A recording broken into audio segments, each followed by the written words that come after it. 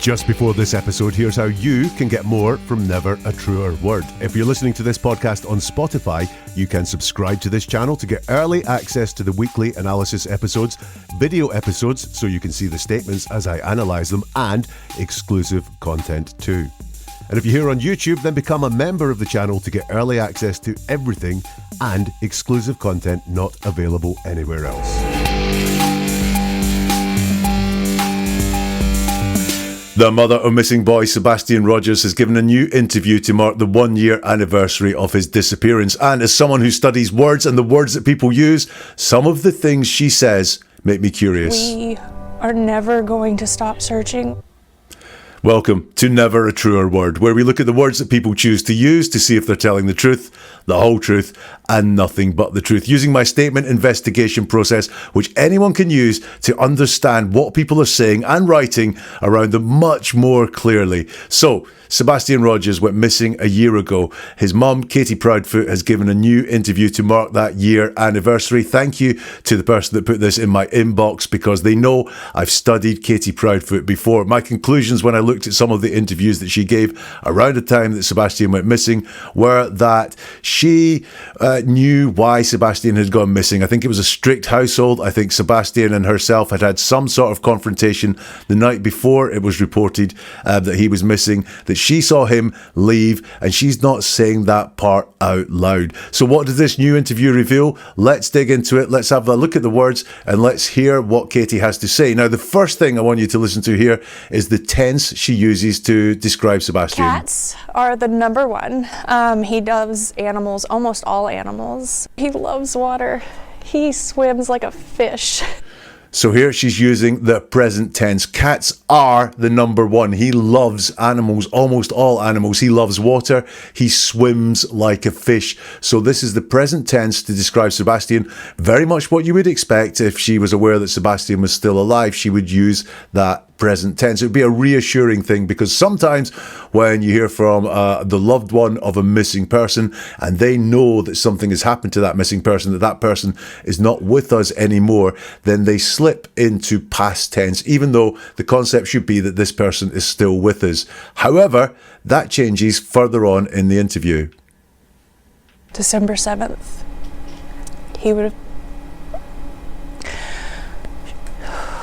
he turned 16, and he should be home for that.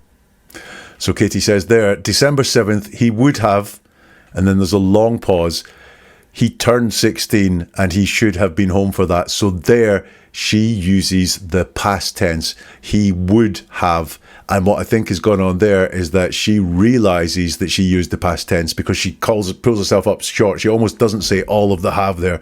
December 7th, he would have is kind of what she says. And then he turned 16 and he should be home for that. But there she slipped into the past tense to describe Sebastian. I don't think she thinks that Sebastian turned 16 on December the 7th. What does all that mean? Well, let's go through some more that has been said here by Katie. Did anything happen the night he went missing that was like caused him to run away? Was he punished in any way? An argument? Just a normal night? It was a normal night. It was a calm night. Okay, so there it's put to her, did anything happen the night he went missing that caused him to run away? Was he punished in any way? An argument? Just a normal night? And Katie says, it was a normal night. It was a calm night. Now, the word normal always raises my flags detection, because people don't notice things that are normal often. However, in this case, the word normal's in the question. So it's normal to, excuse the pun, it's usual to reflect back the words that are in the question. So normal doesn't concern me there, because it is put to her, was it just a normal night? And she says it was a normal night. And then she says it was a calm night.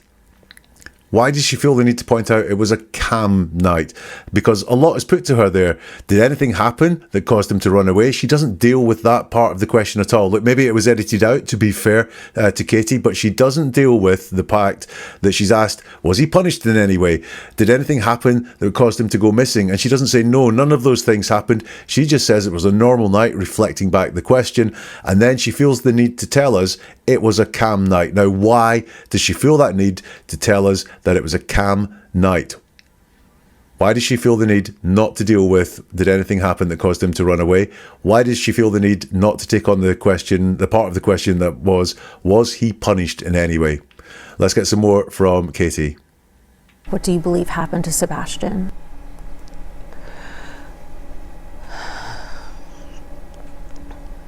Unfortunately, over the last year, I have thought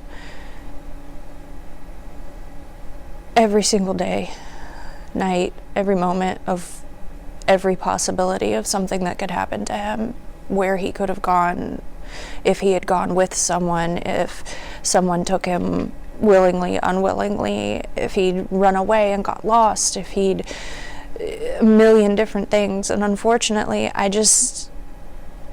don't know. Right, lots in that answer. It's one of the longest ones that we'll hear in the interview. What do you believe happened to Sebastian?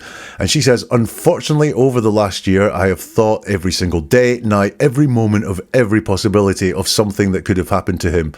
Where he could have gone, if he had gone with someone, if someone took him willingly, unwillingly, if he'd run away and got lost, if he'd a million different things. And unfortunately, I don't know.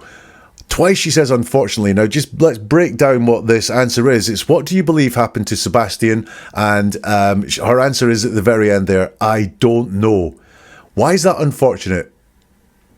It could just be a simple, straightforward answer of I don't know. But twice she says, unfortunately, I don't know. As if she's having to say, I wish I knew, but I don't know. But she doesn't say that out loud. She uses that word unfortunately twice. So I'm curious about that.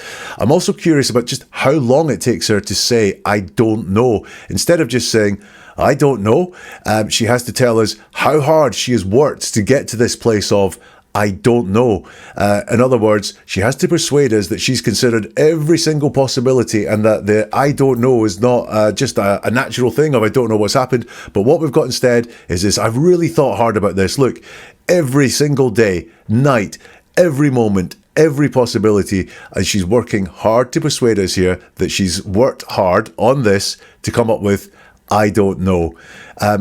Look at priorities. The first thing we say in a list is quite often the most important thing to us. And she says, I've been thinking of every possibility of something that could happen to him.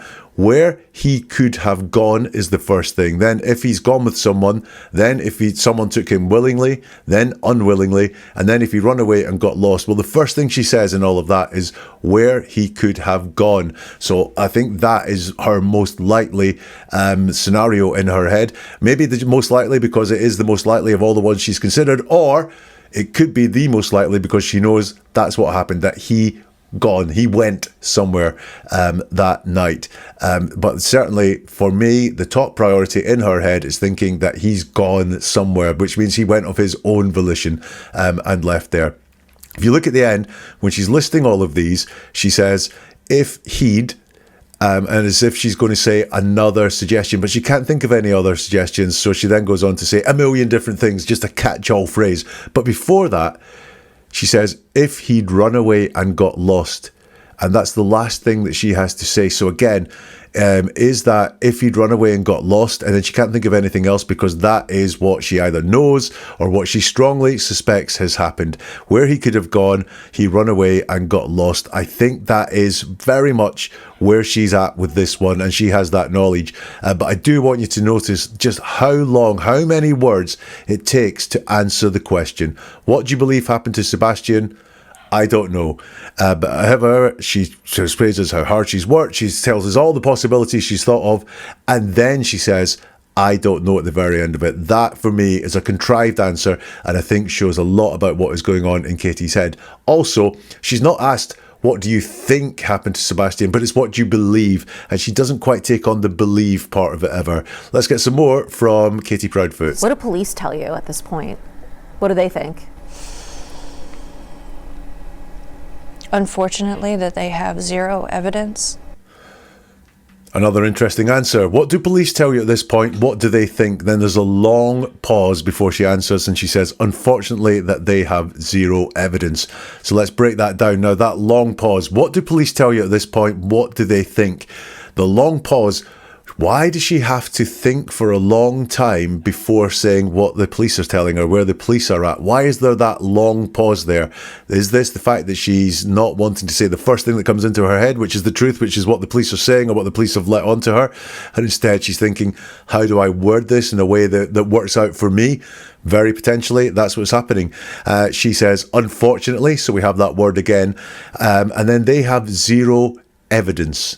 Evidence in this scenario is evidence of bad things happening, more than likely, not nice things happening. They have zero evidence. Evidence is of something happening. So I want to know, again, I think she's got this concept in her head that something happened, that Sebastian has left, and they have zero evidence to go on. It's not they have nothing to go on. She's not saying they've exhausted every avenue they can. It's they have zero evidence.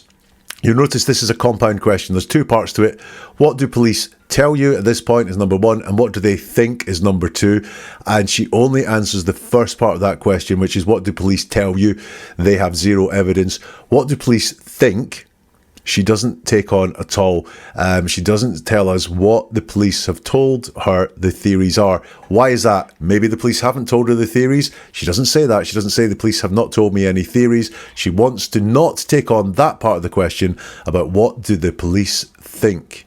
Let's get some more from it. I would just like to tell my son that I love him and to know that we are never going to stop searching. So that goes, I would just like to tell my son I love him and to know that we are never going to stop searching. Well, why?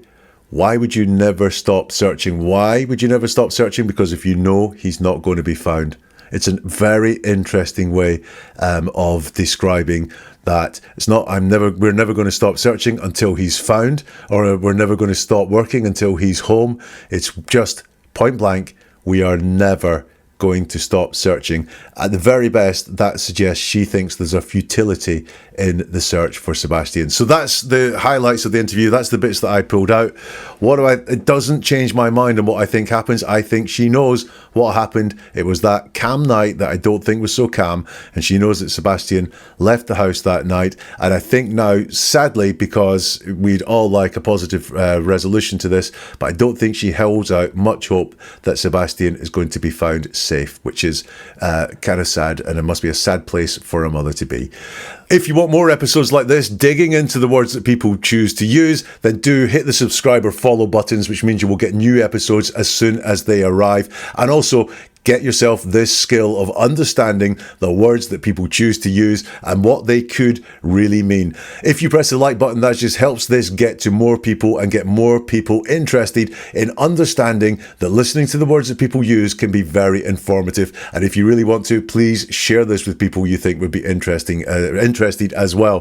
Neveratruerword.com is the website. There you will find a load more videos digging into the words that people choose to use, and podcasts too, including a look at Katie Proudfoot around about the time that Sebastian went missing, and also Sebastian's dad, Seth Rogers, is there as well. Neveratruerword.com, and we'll see you soon for something new from Never a Truer Word.